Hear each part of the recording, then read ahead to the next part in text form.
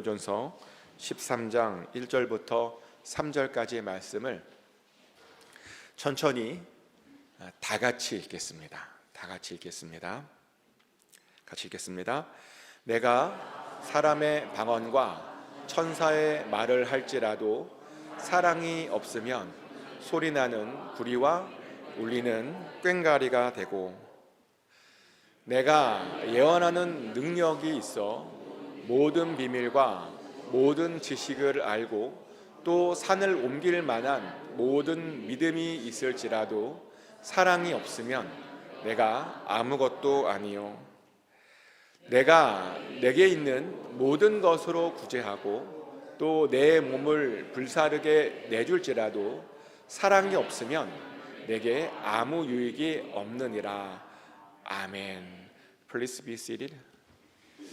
하나님의 평안이 오늘 이 시간 여러분 심령 가운데 함께 하시기를 예수 그리스도 이름으로 축복합니다. 예전 문화를 생각해 보면 예전 문화 중에 가끔은 그리워지는 몇 개가 있습니다. 예전에는 약속을 잡을 때면 그 당시에는 핸드폰이 없었잖아요. 그러다 보니까 상대방이 나올 때까지 약속된 장소에서 그냥 무작정 기다려야 그랬던 적이 있었죠. 그 사람이 늦게 나오면 뭐 1시간이건 이렇게 계속 기다려야 했던 그런 때가 있었습니다. 근데요, 가끔은 그런 시절이 그립기도 합니다. 왜냐하면 그때 우리가 기다렸던 그것은요, 그냥 기다렸던 것이 아니라 사실은 설레는 마음으로, 그런 마음으로 우리가 기다렸었던 것이기 때문입니다. 그렇지 않습니까? 그리고 또 하나 그리운 것이 또 하나 있는데요. 뭐냐면 예전에는 좋아하는 사람들에게 연애 편지들을 많이 썼었던 것 같습니다. 근데 요즘은 보니까요, 연애 편지들을 잘 안 쓰는 것 같아요. 혹시 최근에 배우자분에게 뭐 편지 같은 거 써보신 적 있으십니까? 배우자분에게 쓰셨어요?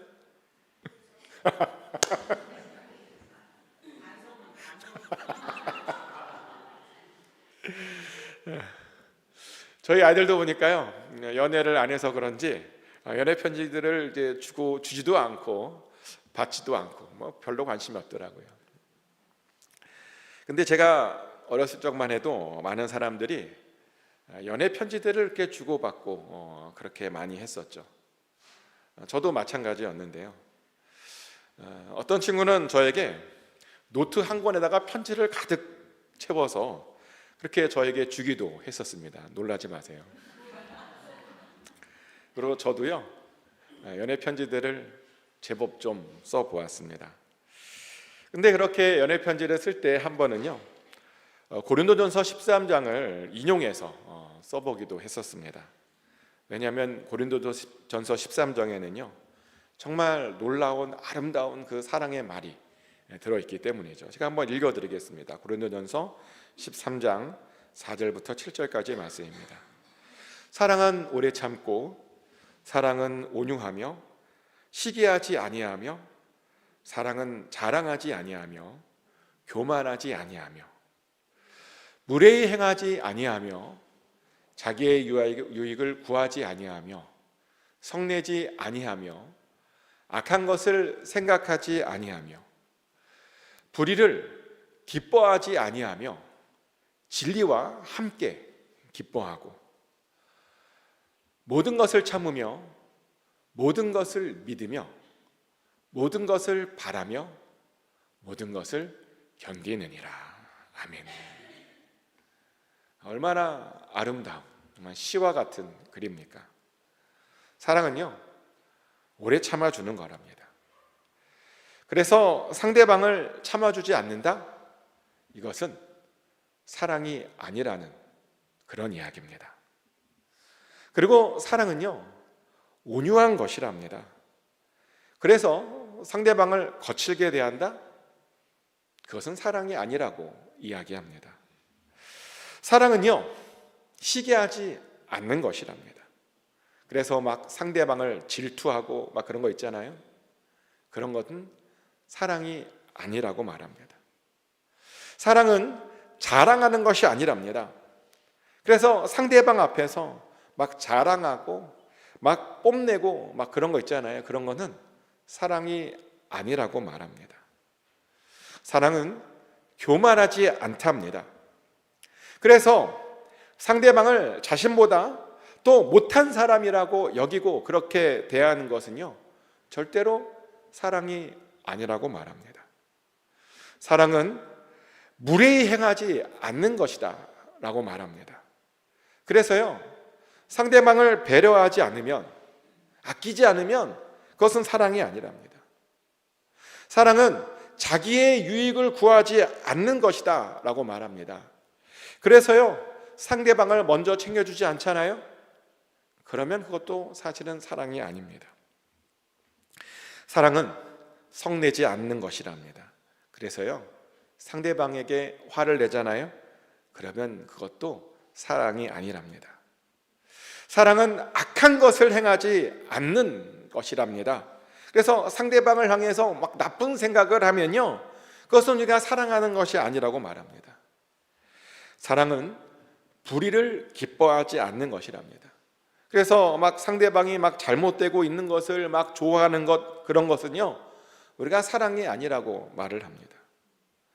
사랑은 진리와 함께 기뻐하는 것이랍니다. 그래서요, 상대방의 어떤 무식을 보고 막 무시하면 우리가 그것도 사랑이 아니라고 그렇게 말을 합니다.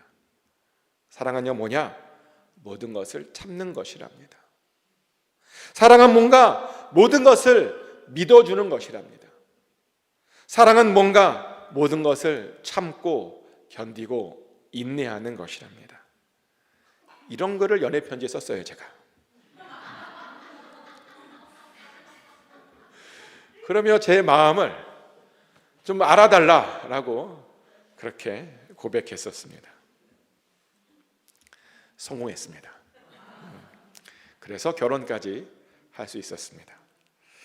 근데 바쁘게 살다 보니까요, 편지에 썼던 내용들을 자꾸만 제가 잊어버리는 그런 모습을 봅니다. 분명 오래 참기로 했는데 오래 참지를 못해요. 제가 보니까 분명 온유하기로 했는데 온유하지 못하는 제 모습을 봅니다. 시기하지 않기로 했거든요.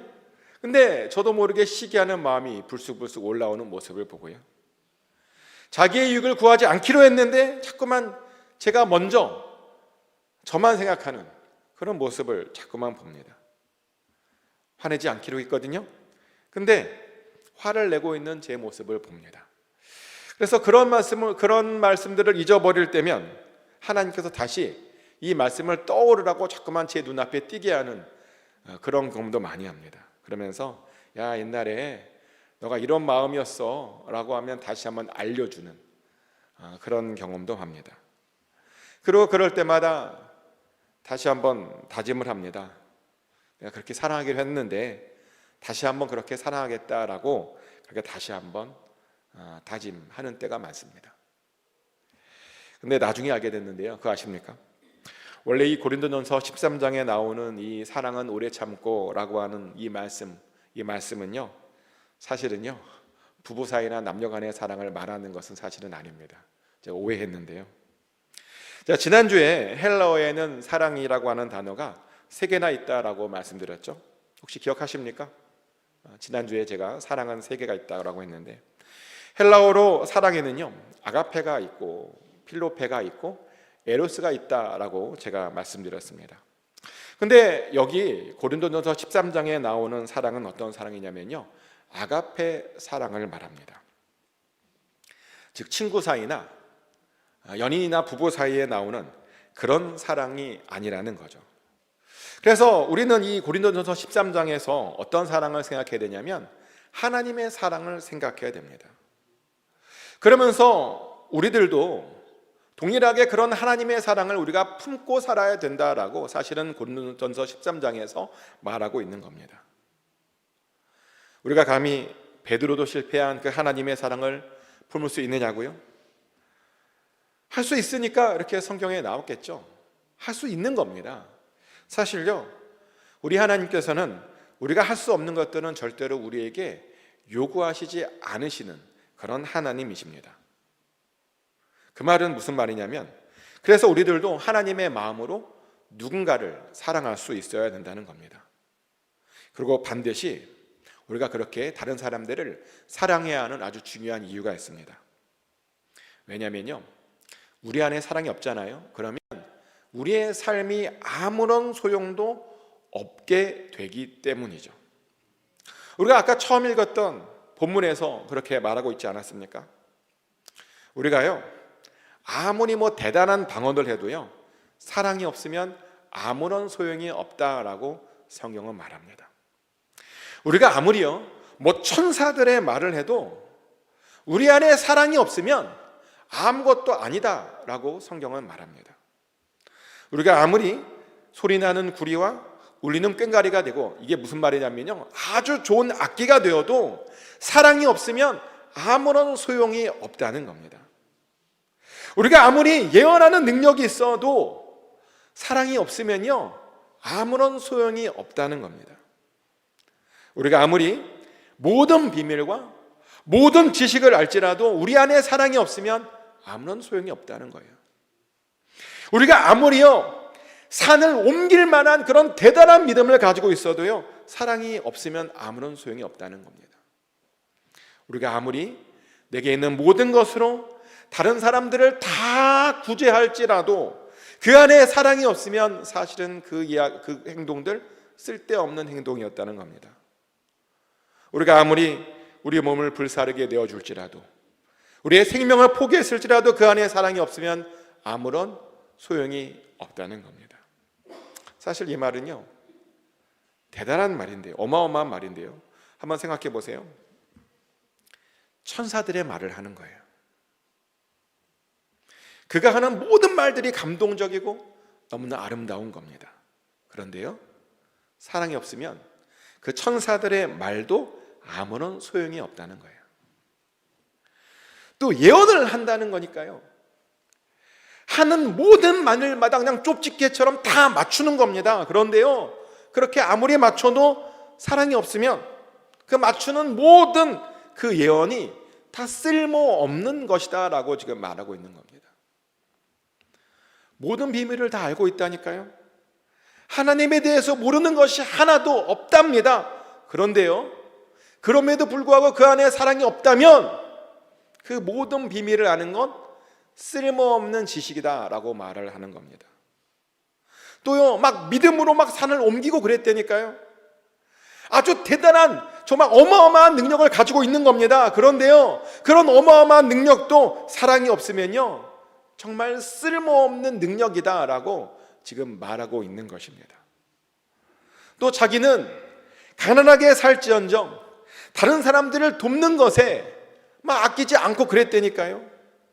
자기의 모든 재산들을 다 털어서 정말 가난한 사람들을 위해 다 나누어 주었답니다. 그런데요, 그럼에도 불구하고 그 안에 사랑이 없잖아요. 그러면 그 헌신, 그 나눠줌 아무런 소용이 없다라고 지금 말하고 있는 겁니다.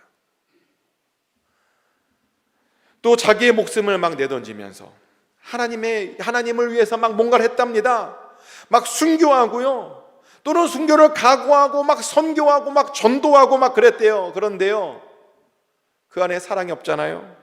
그러면 그 순교도, 그 죽음도, 그 선교도 아무런 소용이 없다, 쓸모없는 것이었다라고 말합니다. 그러니 우리는 어떤 일을 하기에 앞서서 뭐부터 해야 되느냐? 사랑부터 먼저 해야 합니다. 우리의 헌신과 우리의 수고와 우리의 희생이, 그 능력이 의미 있어지려면 반드시 사랑부터 해야 합니다. 근데 이렇게 말씀드렸더니 어떤 분은 이런 고백을 하세요. 뭐라고 하냐면, 자기가 그래서 하나님은 사랑할 수 있을 것 같대요. 왜냐하면 하나님께서 나를 너무나 사랑해주고 있다라고 하는 것을 누구보다 알고 있다 보니 하나님은 사랑할 수 있을 것 같대요. 하지만 다른 사람들까지는 사랑하지 못하겠다라고 그런 말을 하시는 분들이 제법 있습니다. 물어보았습니다. 왜 그렇게 아니 다른 사람들을 사랑할 수 있을 것 같은데 왜 못하냐라고 제가 물어보았습니다. 그랬더니 이런 말씀을 하시는 거예요. 뭐라고 말하냐면 다른 사람들을 사랑하기로 해서 사랑해 보았더니 어떤 사람은 그 사랑을 너무나 당연한 것으로 여겨서 좀 실망했대요.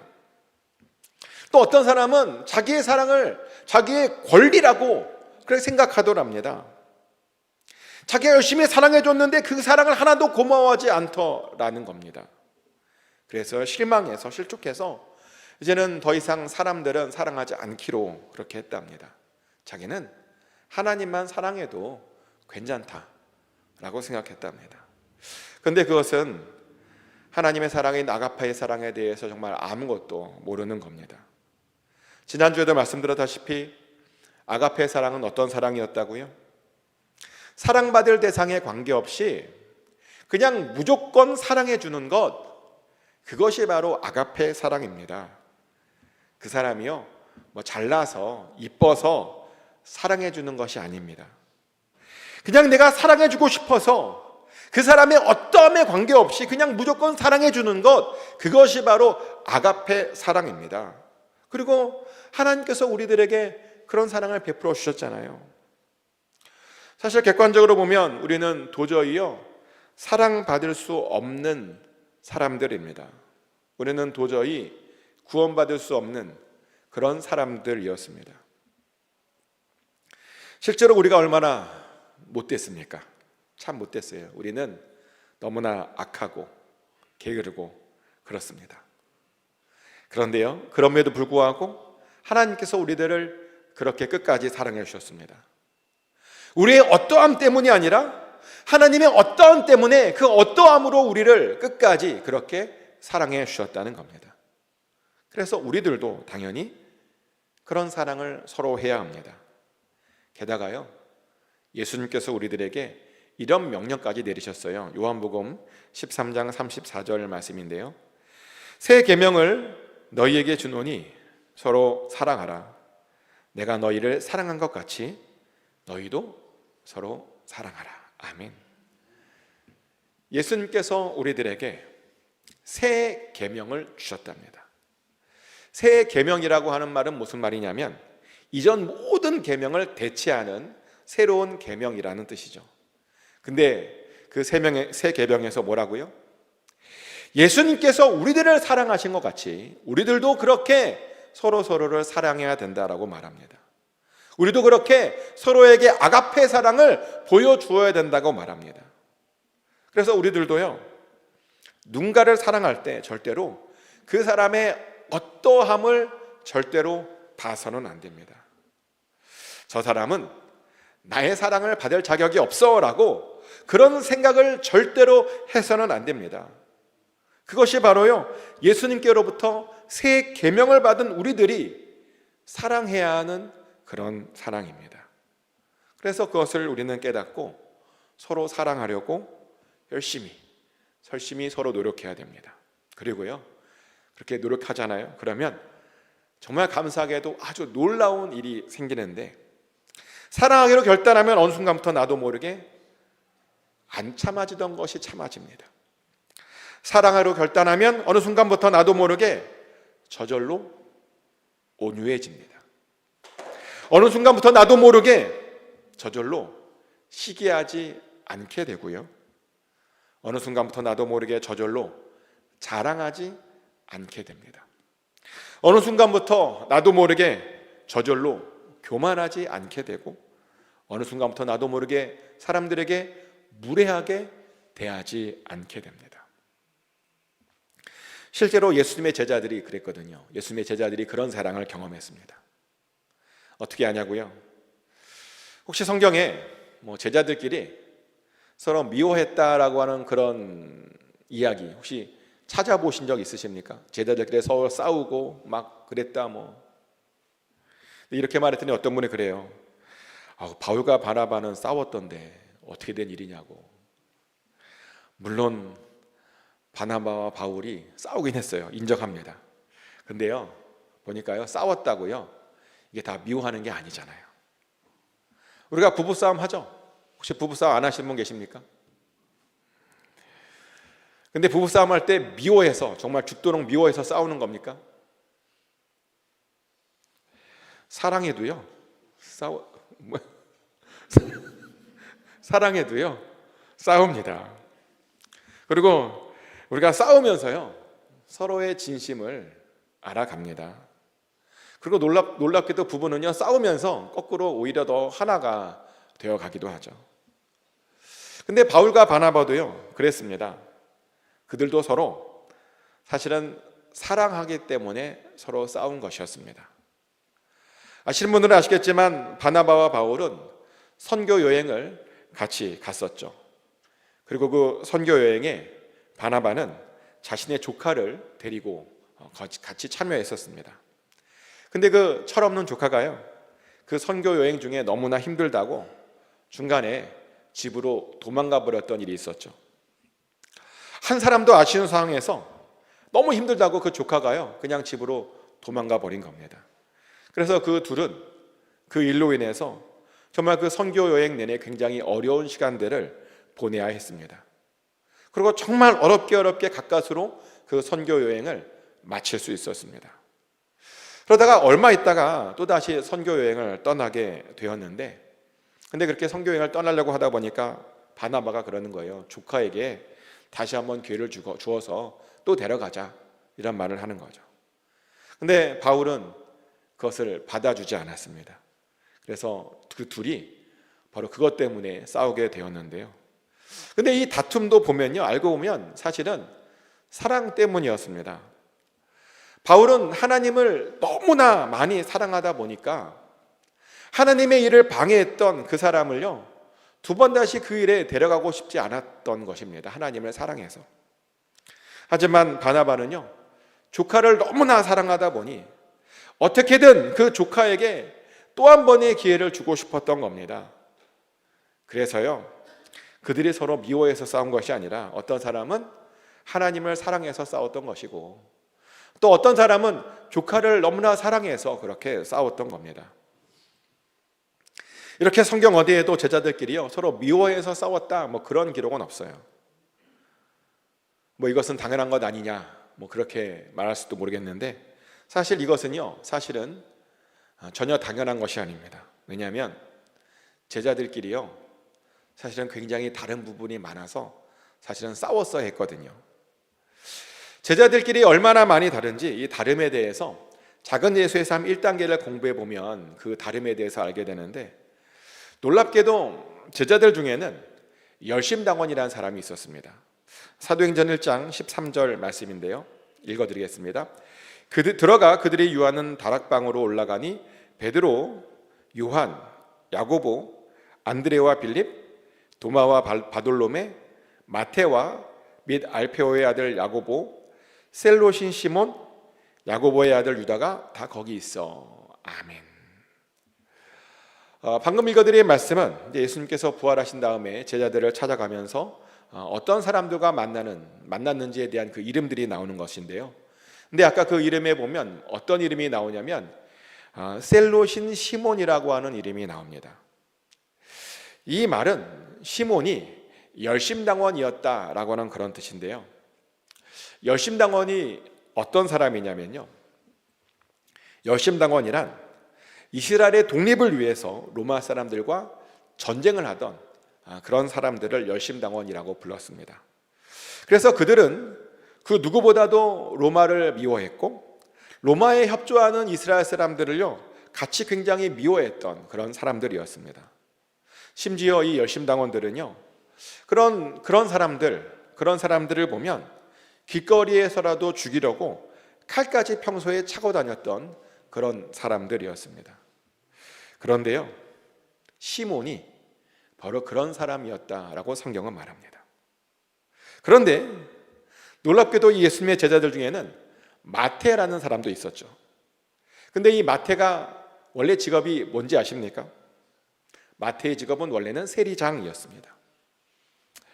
로마에 붙어서 이스라엘 사람들에게 세금을 걷던 그런 사람이었습니다. 한마디로요, 열심당원들이 제일 미워하고 제일 싫어하던 그런 로마에 협조하는 사람이 바로 마태였다는 겁니다.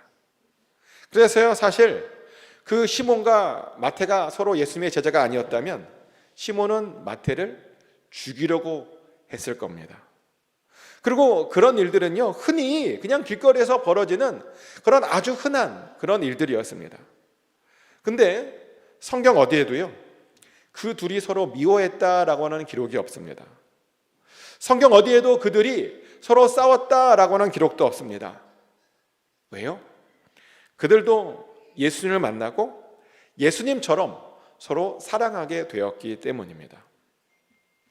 서로 상대방의 어떠함을 보지 않고 하나님의 사랑으로 서로를 품어주고 이해해주는 그런 관계가 되었다는 겁니다.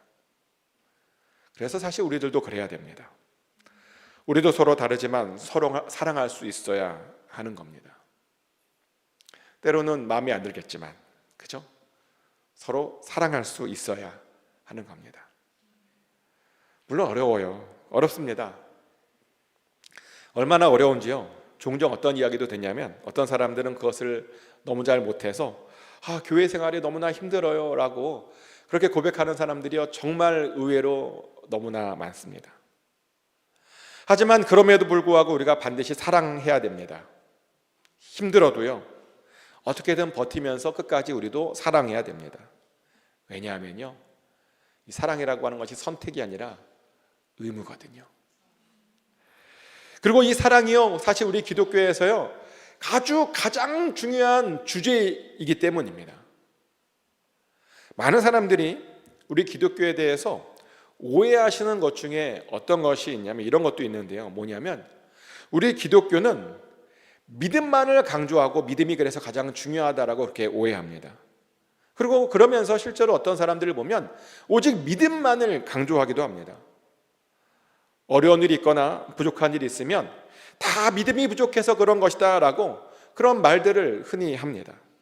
그러면서 믿음만 가지면 그 모든 문제들이 다 해결될 것이다 라고 말을 그렇게 하기도 합니다. 물론 믿음이 있으면 많은 문제들이 해결되어지기도 해요. 게다가 성경을 보면 믿음이 있으면 우리가 의롭게 되어진다라고 하는 말까지 있죠. 로마서 1장 17절 말씀인데요, 복음에는 하나님의 의가 나타나서 믿음으로 믿음에 이르게 하나니 기록된 바 오직 의인은 믿음으로 말미암아 살리라 함과 같으니라. 아멘. 복음에는 하나님의 의가 들어있답니다. 그래서 그 복음을 믿으면 믿음에서 믿음에 이르게 되고 의롭게 된다라고 성경은 말합니다.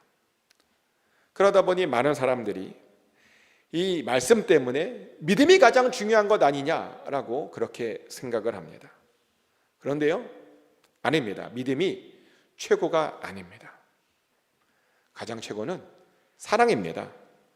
이것은 제 이야기가 아니라 성경에 나오는 말입니다. 고린도전서 13장 13절 말씀이죠. 그런즉 믿음, 소망, 사랑 이 세 가지는 항상 있을 것인데 그 중에 제일은 사랑이라. 아멘. 믿음과 소망과 사랑은 항상 끝까지 있을 것인데요, 그런데 그 중에 제일은 사랑이라고 성경은 분명히 이야기하고 있습니다. 즉 우리 기독교에서 가장 중요한 것은 무언가? 사랑이라는 것입니다. 그러니 우리들은 무조건 서로 사랑해야 됩니다. 그리고 서로 사랑하잖아요. 그러면 우리가 정말 많은 문제들을 우리가 서로 해결할 수 있습니다. 사랑이 있으면 교회가 확실히 따뜻해집니다. 사랑이 있으면요, 교회 안에서 서로 부딪힐 일들이 별로 없습니다. 왜냐하면 사랑 때문에 어떻게든 서로 이해하려고 하고 그렇게 우리가 노력하게 되기 때문입니다. 어떻게든 서로 연약한 부분들을 서로 돌봐주려고 그렇게 노력하게 되기 때문입니다. 또 사랑이 있잖아요. 그러면 이 세상이 정말 따뜻해집니다. 사랑이 있으면 어떻게든 소외되고 연약한 사람들을 도와주려고, 어려운 사람들을 도와주려고 우리가 노력하게 되잖아요. 그리고 사랑이 있으면 나의 유익만 구하지 않고 어떻게든 다 같이 잘 살려고 그렇게 우리가 노력하게 되기 때문에 이 세상이 따뜻해집니다. 또 사랑이 있으면요, 가정도 따뜻해집니다. 부부 사이에 사랑이 있잖아요. 그러면 정말 많은 갈등들이 사라지는 것을 봅니다. 지난주에 저희 와이프가 뜬금없이 그런 얘기를 해요. 뭐라고 말하냐면, 예전에는 콩깍지가 씌웠을 때는 저의 단점들이 안 보였대요. 지금 보인다는 건지 모르겠는데, 아무튼 그냥 예전에는 모든 것들이 다 좋았대요. 과거형으로 말해서. 아무튼 근데 사랑이 있으면 그렇게 돼요. 사랑하면 단점이 안 보이고 싸운다고 해도 서운하지도 않습니다. 그래서요, 사랑만 있으면 되는 겁니다. 그래서 제가 서로 사랑해야 된다라고 그렇게 말씀드리는 겁니다. 우리는요, 하나님께서 우리들을 사랑하시는 것 같이 우리들도 서로 사랑해야 됩니다. 그것이 바로 하나님께서 우리들에게 명령하신 그 명령입니다. 축복하는 것은 꼭 서로 사랑하셔서 주님이 그 명령을 이루시기를 축복합니다. 그래서 우리들로 인해서, 사랑하는 우리들로 인해서 우리 주변이 조금 더 따뜻해지고 살만한 세상이 될 수 있게 되기를 예수 그리스도 이름으로 축복합니다.